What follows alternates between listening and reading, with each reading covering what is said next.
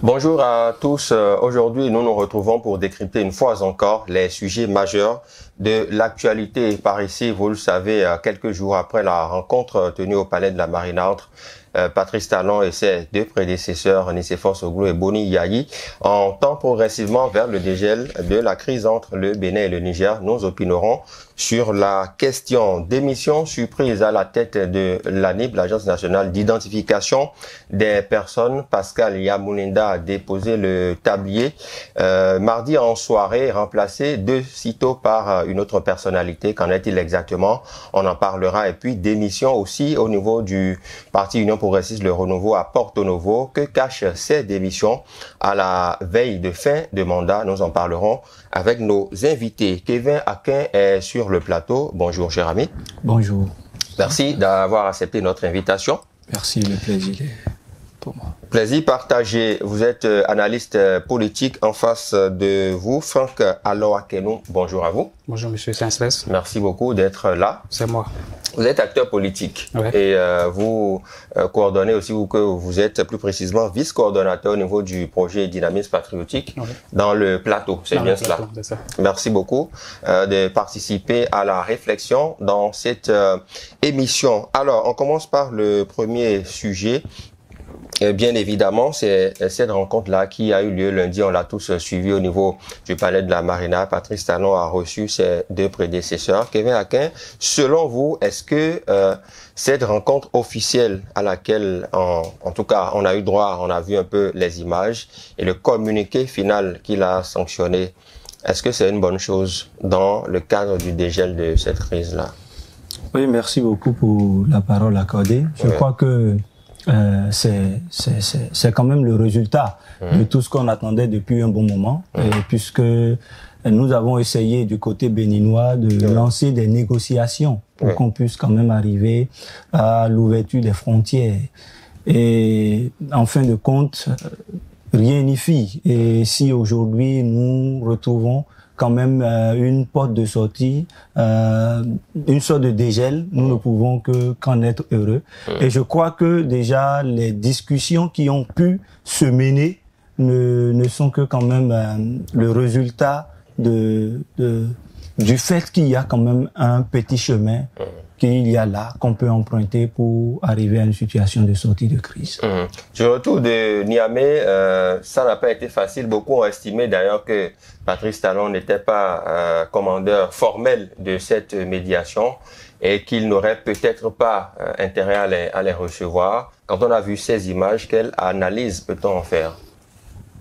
Eh oui, merci bien, monsieur le journaliste. Je crois que il est de l'intérêt de nous tous pour que cette situation-là soit réglée. C'est vrai que les gens sont vite allés en besogne, mais le communiqué final vient couler le bec à tout chacun d'eux, ou bien de nous, pour avoir vite donné nos opinions par rapport à cette visite des deux présidents à Niamey. Donc aujourd'hui, je crois, après être reçu par le président de la République, monsieur Patrice Talon, je crois que nous sommes sur le chemin d'un dégel, comme vous l'avez dit, et c'est heureux pour nous, au Bénin et aussi au Niger, pour quand même, comment on appelle, pour la poursuite des relations bilatérales entre les deux pays. On parle d'une commission tripartite qui sera formée, dont il y aura la partie nigérienne, la partie béninoise notamment, et puis d'autres composantes aussi de la société. Est-ce que quelque part, cela ne voudrait pas dire que la partie nigérienne aussi prend à cœur le dégel de cette crise-là? Ça va de soi, puisque le Niger, comme on a l'habitude de le dire, c'est un peuple frère, c'est un pays frère à nous.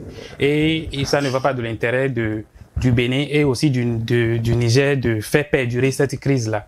Donc c'est de bonne guerre qu'on en arrive là à cette situation, à la formation de ce comité tripartite qui pourra permettre de sortir de cette situation d'impasse qui pour nous a trop duré. Kevin Akin, situation qui a peut-être trop duré, mais il faut commencer par discuter déjà. On a vu sur les images les anciens présidents béninois qui ont été chaleureusement accueillis de l'autre côté du Niger.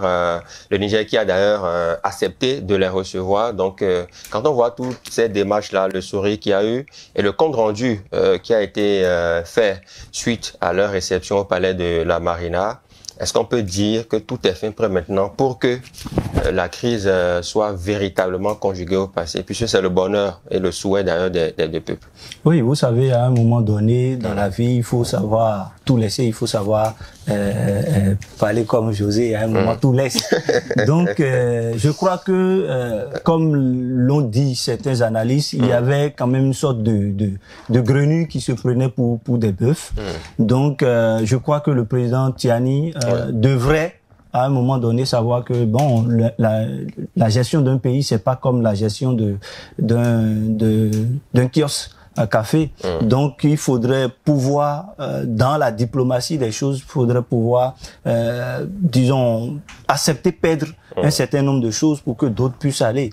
Donc en réalité, si cette initiative-là, si elle n'était pas peut-être en amont négociée déjà avec le président Tiani pour que les présidents de la République puissent aller là, si ce n'était pas négocié même avant, ça voudrait dire que ça tombe à pic pour lui parce qu'il avait tenu mordicus sur la question et qu'il ne voulait rien lâcher. On avait entendu ici et là, on devait faire passer le pétrole maintenant par le Tchad et vraiment, il y avait eu tellement de choses autour de la question. Mais à un moment donné, on commence à être fatigué. À un moment donné, si vous avez déjà vu deux jeunes gens se battre, souvent, vous voyez que les gens se battent et arrivé à un moment donné, tout le monde est fatigué. On attend que quelqu'un puisse venir demander pardon et qu'on puisse séparer quand même ce qui se faisait comme bagarre. Et je crois que là, le président Tiani s'est vu dans une position de saisir l'opportunité ultime pour pouvoir quand même sortir par la grande porte. Parce que s'il n'acceptait pas cela, il allait se retrouver dans une position où finalement ce serait peut-être lui ou ce serait peut-être des anciens présidents du Niger qui allaient prendre l'initiative de venir voir le Bénin. Alors je crois que là c'était quand même la porte de sortie pour lui et il est très malin. Je peux le dire ainsi, il est très malin de pouvoir saisir cette porte-là. Et je crois que dans ces situations, c'est même le moment de le dire. Dans ces situations, c'est dans ce type de crise qu'il faille voir la valeur patriotique que nous avons dans ce pays, que nous avons en tant que Béninois. Parce que quand vous vous promenez sur les réseaux sociaux et autres, on a l'impression que les problèmes qu'on a à l'interne, les petites difficultés qu'on a peut-être avec la façon de gouverner de nos dirigeants, quand ces problèmes-là sont là, nous essayons de pouvoir mettre ces problèmes-là à la face du monde. Et certains analystes disent, bon, des Béninois même, on dit ça. Quand c'est comme ça, c'est déplorable. Arrivé à un moment donné, il faut pouvoir s'aligner derrière son pays et se dire bon, nous prenons parti pour le pays et nous allons même s'il faille ne pas manquer de dire la vérité. Donc je viens à la fin de ce propos pour dire que le président Tiani a vu l'opportunité ultime de pouvoir saisir la main tendue du Bénin parce qu'on avait déjà lancé assez de négociations et s'il ne tenait pas la main, alors la balle serait dans son camp et ce serait à lui de mener les dernières initiatives. Franck, alors à Kenou, il faudrait qu'on évite aussi la récupération politique. On sait que il y a eu quand même des tentatives qui n'avaient pas prospéré par le passé. Le ministre béninois de l'énergie, Samou Seydou Dambi, avait été envoyé par le chef de l'État et n'avait pas été reçu pour diverses raisons. Les deux anciens chefs d'État sont partis. Eux, ils ont été reçus. Donc, si la crise est réglée aujourd'hui, il ne faudrait pas qu'on assiste après à des récupérations politiques de façon à dire que, bon, comme les anciens présidents sont partis, c'est eux qui ont pu régler et tout. On est tous béninois et si quelqu'un peut nous aider à résorber la crise, ça serait dans l'intérêt de tous. Exactement. Et vous devez comprendre aussi la position du chef de l'État béninois. Et c'est, étant démocratiquement élu, il doit pouvoir affirmer cette position-là du chef d'État élu et face à la junte militaire au Niger, la junte militaire et au pouvoir au Niger. Donc, la démarche des anciens présidents béninois, en l'occurrence M. Soglo et M. Yahi Boni, c'est à saluer. Et comme l'a dit mon confrère, le Niger doit pouvoir prendre cette main tendue et profiter de cette occasion-là.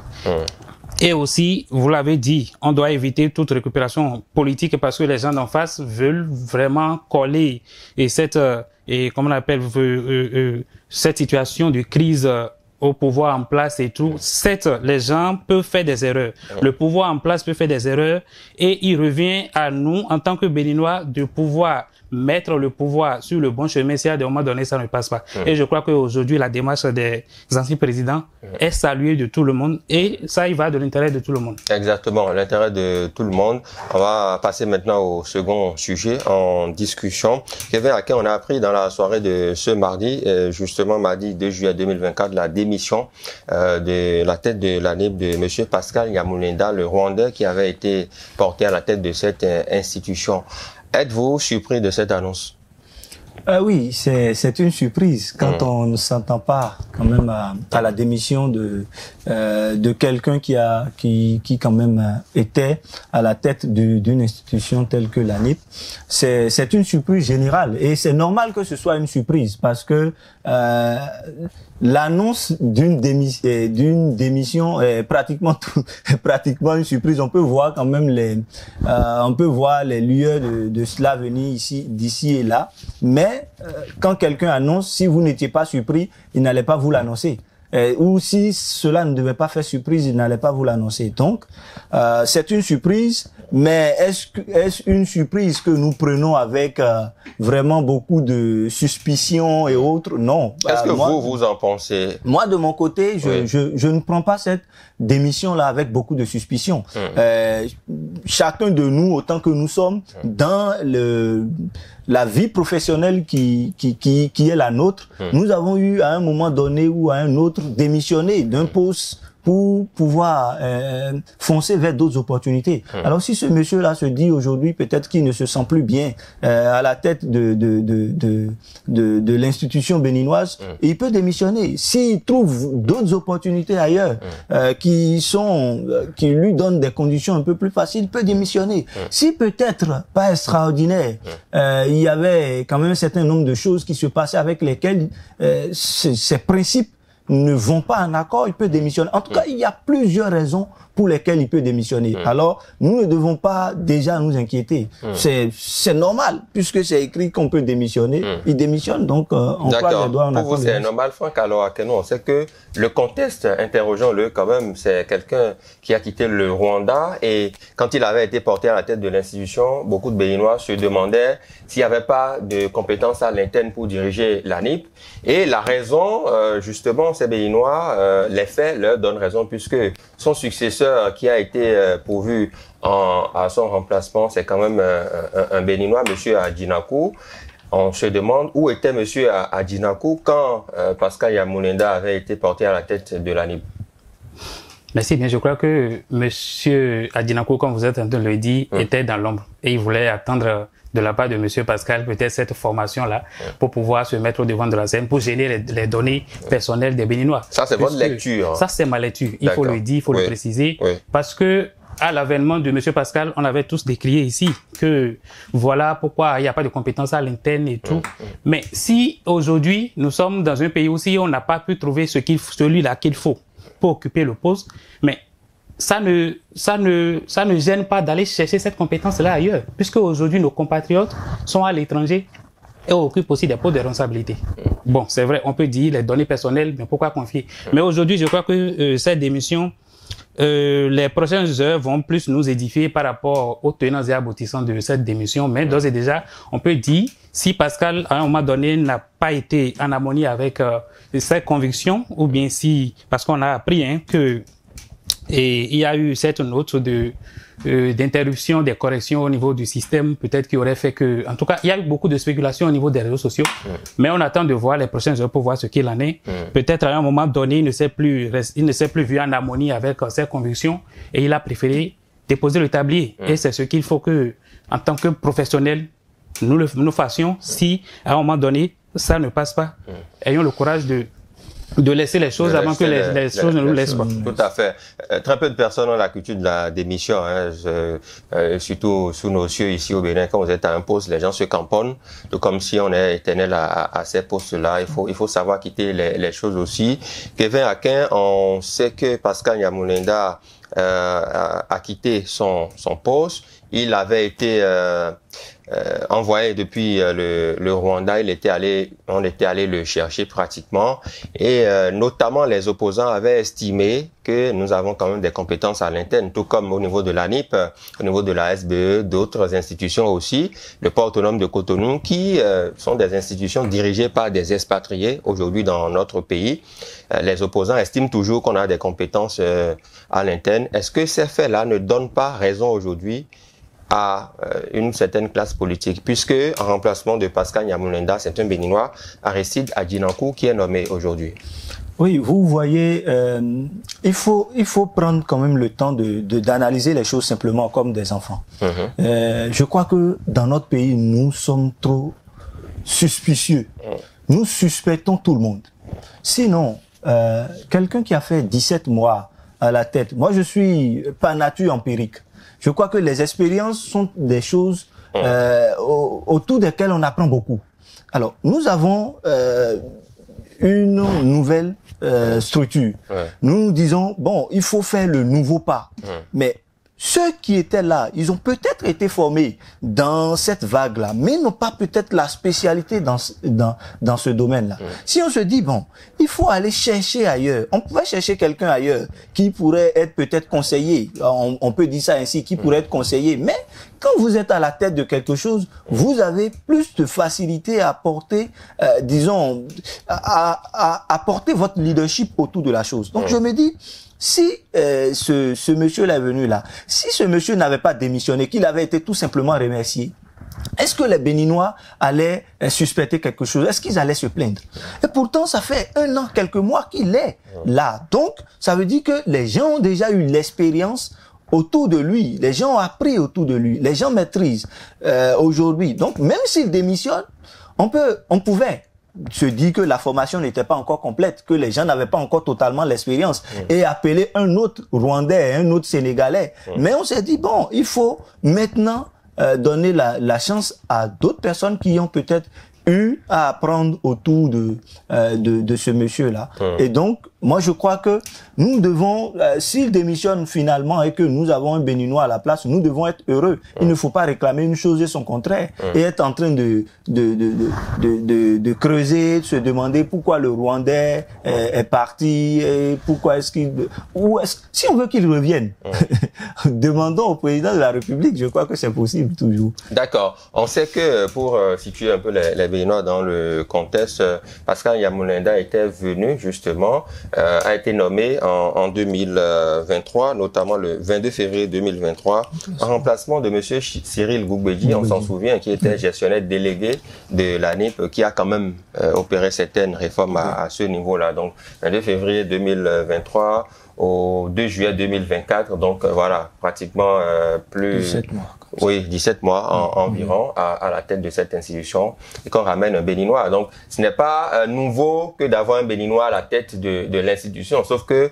le docteur Cyril Goubedji avait été gestionnaire délégué, et ça change un tout petit peu les choses. Beaucoup. Exactement, ça change beaucoup de choses parce que aujourd'hui, le chef d'État peut-être a fait confiance à monsieur Aristide qui est là aujourd'hui, qui va aussi faire ses preuves, et on croit que, en tout cas je l'espère, il a beaucoup appris quand même de monsieur Pascal, et il va mettre quand même au profit toutes ces compétences-là qu'il a reçues au cours de ces 17 mois environ. Et ce n'est pas seulement forcément ça, puisque il avait sûrement aussi des compétences à la matière avant que monsieur Pascal ne soit là. Donc on espère qu'il fera mieux que lui. Voilà. D'accord. Espérons justement qu'il fera mieux que lui. Kevin Akin, vous avez peut-être un mot sur le nouveau patron des lieux maintenant, monsieur Aristide Adjinankou, un nom auquel on devra s'habituer désormais pour voilà les prochains mois à venir, espérons. Qu'est-ce qu'il faut lui souhaiter maintenant? De la témérité, beaucoup de courage. Parce que les données, quand même, à caractère personnel, les données des Béninois, c'est quand même quelque chose de sensible aussi. Oui, nous ne pouvons que lui souhaiter beaucoup de chance. Cela voudrait dire qu'on fait confiance quand même aux Béninois, on fait confiance à la jeunesse béninoise. Et pas plus tard que récemment, nous avons appris que certains jeunes Béninois ont aidé à ce que notre Fonds national puisse aller sur Google. Nous avons été heureux. Ce qui voudra dire que nous avons du talent. Ces talents-là ont juste besoin d'expérience. Et donc, si nous supposons que les 17 mois ont été des mois pour apprendre, nous pensons qu'il est aujourd'hui apte à pouvoir diriger cela. Nous ne pouvons que lui souhaiter beaucoup de chance, beaucoup de courage, beaucoup de patience. Et pour le reste, l'avenir jugera. D'accord. Pour le reste, l'avenir jugera. Pour finir justement cette discussion, ce décryptage, ce numéro que vous suivez sur Prime News Télévision, le troisième sujet est relatif à la démission collective des membres du Parti Union Progressiste Le Renouveau. Pour quelle destination, on ne le sait pas encore. Franck Aloakanou, je reste avec vous. Vous qui, d'ailleurs, êtes dans le département du Plateau, comment avez-vous analysé ceci? Puisqu'on parle quand même de 405 membres qui quittent un parti politique. Ouais, 405 membres, on peut dire que c'est beaucoup. Mais on est habitué, depuis l'avènement de l'indépendance jusqu'à aujourd'hui. Et on sait qu'à l'avènement des élections, puisque d'ici 1 an et demi, on va pouvoir aller vers les élections générales. Donc on sait que quand une mandature tend vers la fin, nous, Béninois, nous avons tendance à vouloir se repositionner. Donc, je crois que ces 405 démissionnaires n'ont pas pris l'initiative de leur propre chef. Ils ont un leader. Et sûrement, ce leader aussi, après analyse, s'est dit, bon, peut-être il faut claquer la porte puisque le vent nous amène quelque part. Mais c'est cet état de choses. Le vent les amène où, selon vous? Je ne sais pas. Ils vont nous le dire dans les prochains jours sûrement, puisque ils ont dans leur déclaration, ils n'ont pas dit là où ils vont, mais ils ont dit tout simplement que ça ne va pas au niveau de parti de l'Union Progressiste Le Renouveau et qu'il faille qu'ils quittent sous l'arbre à palabre, si je peux m'exprimer ici. Oui, d'accord. Est-ce que, Kevin Akin, c'est maintenant qu'ils ont constaté que ça n'allait pas? Est-ce que quelque part, politiquement, on n'est pas en droit de se poser des questions? Vous êtes dans une formation politique depuis plusieurs années et c'est à ce moment précis que vous constatez brusquement ou brutalement que ça ne va pas et qu'il faille quitter. Est-ce que quelque part, on n'a pas des questions à se poser? Oui, on a beaucoup de questions à se poser, même quand on essaie d'analyser leurs propos. C'est vrai qu'ils n'ont pas dit exactement où ils vont, mais moi j'ai écouté l'interview d'une dame. Il y avait une dame qui s'exprimait, qui disait ça ne va pas dans le pays. Donc si ça ne va pas dans le pays, cela voudrait certainement dire que en quittant l'Union progressiste, le Renouveau, ce n'est pas pour aller au niveau du bloc républicain ou pour aller dans un parti à connotation mouvancière, si je peux me permettre ce thème-là, mais c'est ceux qui vont en opposition, parce que si c'est ceux qui sont là aujourd'hui qui gèrent, si pour eux, leur façon de gérer peut-être ne permet pas à ce que ça aille dans le pays, ça voudrait dire qu'ils doivent aller chercher l'alternance ailleurs. Donc, si je fais ma petite analyse sur les propos de cette dame-là, je ne sais pas si elle savait, mais je me dis qu'ils sont en train de prendre le chemin tout droit de l'opposition. Alors, une démission à ces moments-là, en réalité, si ce n'est pas parce que nous avons souvent tendance à constater, comme l'a dit mon confrère, à constater que quand les élections se rapprochent, les gens ont tendance à faire des repositionnements parce qu'on se dit que ce serait de la redistribution des cartes, donc il faille mieux se positionner. Donc, comme vous le voyez, jusqu'à 405 membres, ça voudrait dire que ce sont des gens qui avaient quand même, comme l'a dit leur leader, je crois, que c'était une famille. Donc, ça voudrait dire qu'une petite famille a quitté la grande famille. Donc, cette petite famille ira se reloger dans une autre grande famille. Donc, quand on voit cette démission-là à la veille des élections, les gens ont beau eu une bonne foi, en démissionnant parce que ça ne va pas, mais on se dit que cela c'est suspect et que il y a quelque chose, il y a anguille sous roche.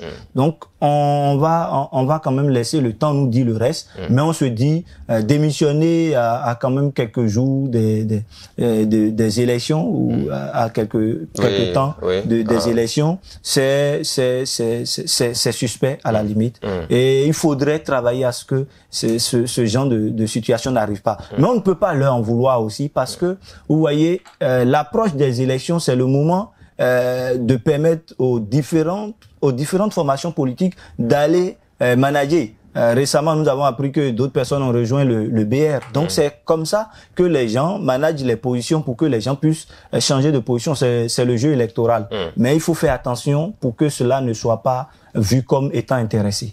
Certaines personnes, justement, estiment déjà que c'est un acte intéressé et que cette démission collective qu'on tend à brandir n'en est pas véritablement une. Pour vous qui êtes acteur politique, de votre position justement, au vu du mouvement que vous portez, quel est votre regard?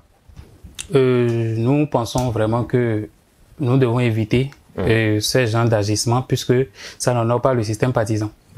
Et on voit clairement aujourd'hui que la transhumance politique, le système partisan a voulu régler ce problème-là. Et c'est parce que aujourd'hui les formations politiques n'arrivent pas à se mettre au devant de la scène pour expliquer à leurs militants ce qu'est l'engagement politique et ce qu'est l'idéologie. Parce que si vous militez dans un parti politique, c'est que vous avez accepté l'idéologie du parti politique. Vous n'allez pas voir dans les démocraties développer les grandes démocraties que les gens quittent la gauche pour la droite. En France, par exemple, vous n'allez pas voir un militant quitter la gauche pour la droite ou bien aux États-Unis, quelqu'un quitter les républicains pour aller chez les démocrates. Non. Donc, je crois que pour que le Bénin puisse atteindre ce niveau... Vous pensez que nos politiciens manquent de conviction Non, ici? on manque vraiment de conviction et je crois que c'est dans cette dynamique-là que le mouvement Dynamisme Patriotique essaie de rassembler les jeunes pour pouvoir les former, les sensibiliser sur le patriotisme, sur ce qu'est l'engagement et ce qu'est l'idéologie, ce qu'est de s'adapter à une idéologie politique. Parce que quand vous avez une idéologie, même si les dirigeants de votre parti politique fonctionnaient mal ou bien géraient mal, vous n'allez pas claquer la porte, vous n'allez pas partir. Vous allez rester, si possible, porter des voies de recours pour que ça puisse être corrigé. Et aussi, on sait que les instances dirigeantes des partis politiques ne sont pas éternelles. Donc, si vous avez une idée, vous développez l'idée au sein de votre parti politique, quitte à vous de vous donner les moyens qu'il faut pour vous faire entendre ou bien aller au niveau de l'instance dirigeante pour pouvoir faire changer les choses. Vous savez qu'il y a des gens qui ne sont jamais entendus au sein des partis politiques, ce n'est pas nouveau. Non, je crois que... Ils ont beau tout dire, mais personne ne les entend et finalement, je ne dis pas que c'est leur cas, mais ça se passe au tout sein ça des là, c'est parce que c'est manque d'engagement, c'est manque de conviction politique. Parce que quand vous avez l'engagement, vous êtes sûr de ce que vous voulez et que c'est ce que ce parti-là vous offre. Je crois que vous devez à un moment donné vous dire que ça, c'est votre appartenance politique, ça. Et quel qu'en soit ce qui va se passer, vous n'allez pas claquer la porte parce que votre conviction ne peut pas changer du jour au lendemain. Même si vous ne vous sentez pas à l'aise? Non, vous ne vous sentez pas à l'aise comment? Vous ne vous sentez pas à l'aise comment? Vous n'êtes pas positionné, vous n'êtes pas entendu. Non, quel positionnement? Vous n'avez pas les avantages liés à votre adhésion au parti politique. Je crois que c'est l'erreur que beaucoup de nous commettons aujourd'hui en militant dans les partis politiques, forcément pour être positionnés. Mais non, ce n'est pas... Toute la richesse d'adhérer à un parti politique ne se retrouve pas dans les positionnements. Il y a des activités qui sont menées au sein de ces mouvements, de ces partis politiques, auxquels vous pouvez prendre part sans pour autant être nommé. Et c'est ça qui nous fait dire aujourd'hui que la politique, c'est le seul moyen pour devenir riche. Et c'est ça qui fait que tout le monde fait la politique. Ça ne devrait pas être ça. Il faut militer dans un parti politique, avoir une conviction politique, accompagner les dirigeants de ce parti politique-là, apporter l'idéologie de ce parti politique vers le sommet, conquérir et prendre le pouvoir et gérer le pouvoir. C'est ça ce qu'est l'idéologie d'un parti politique. Vous pensez qu'il y a d'autres moyens pour devenir riche? Ah ben, il y a d'autres moyens pour devenir riche. Normalement, faire la politique ne... Mais dites-le-moi, moi, je veux devenir riche. Mais écoutez, voyez les opérateurs économiques qui ne sont pas riches. Les opérateurs économiques ne sont pas riches. Vous voulez me dire que Aliko Dangote, pour ne donner que cet exemple-là au Nigeria à côté, n'est pas riche. Mais pourtant, il ne fait pas de la politique. Mais on en a plein aussi ici, vous le voyez. Mais vous n'avez pas mangé votre piment dans ma bouche. Non, mais nous sommes béninois, nous avons assez d'opérateurs économiques ici au pays qui sont riches. Et pour autant, ils n'ont pas fait la politique pour être à ce niveau. Un an, par exemple. Je vous laisse vous-même aller chercher. Mais comment de la difficulté à en trouver? Non, comment il n'y a pas de difficulté? Si vous prenez Sébastien Adjavon. Sébastien Adjavon, c'est un homme de comment on appelle, du business, mais qui n'a pas fait la politique pour être à ce niveau. Au contraire, c'est quand il a voulu se mêler à la politique qu'on a vu qu'il a quitté le pays. Ah bon? Ah oui. Bon, il faut le reconnaître. Ça, je ne sais pas, je n'étais pas là, je ne sais pas ce qui s'est passé. Donc, c'était ça, il n'a pas besoin forcément de faire la politique pour devenir riche. Il faut vraiment entreprendre, il faut vraiment faire une activité professionnelle, une activité de revenu pour pouvoir avoir de la richesse. La politique ne donne pas de l'argent. Si vraiment on l'a fait par le passé, je crois que c'est une erreur. Et puis, le mouvement Dynamisme Patriotique est en train d'œuvrer pour que les jeunes que nous sommes, que nous ne nous adonnons pas à cette idée-là. Mais si on vous positionne, vous n'allez pas refuser, bien évidemment. Écoutez, si je désire être positionné. Je travaille dans ma circonscription électorale et je vois des militants qui sont prêts à porter ma candidature, mais pourquoi pas ne pas accepter? Je pars et puis je suis positionné. Mais cela ne veut pas dire pour autant que, bon, voilà, c'est pour l'argent, je vais là-bas. Mais si on ne vous positionne pas, vous n'allez pas vous fâcher. Mais si on ne me positionne pas, pourquoi je vais me fâcher? Je vais pas me fâcher. Et d'accord, même avant de le dire, être positionné, il faudrait que vous ayez des gens derrière vous qui vous portent. Parce que si vous n'avez pas des gens qui vous portent et que même vous êtes positionné, vous allez voir que ça ne va pas vous servir.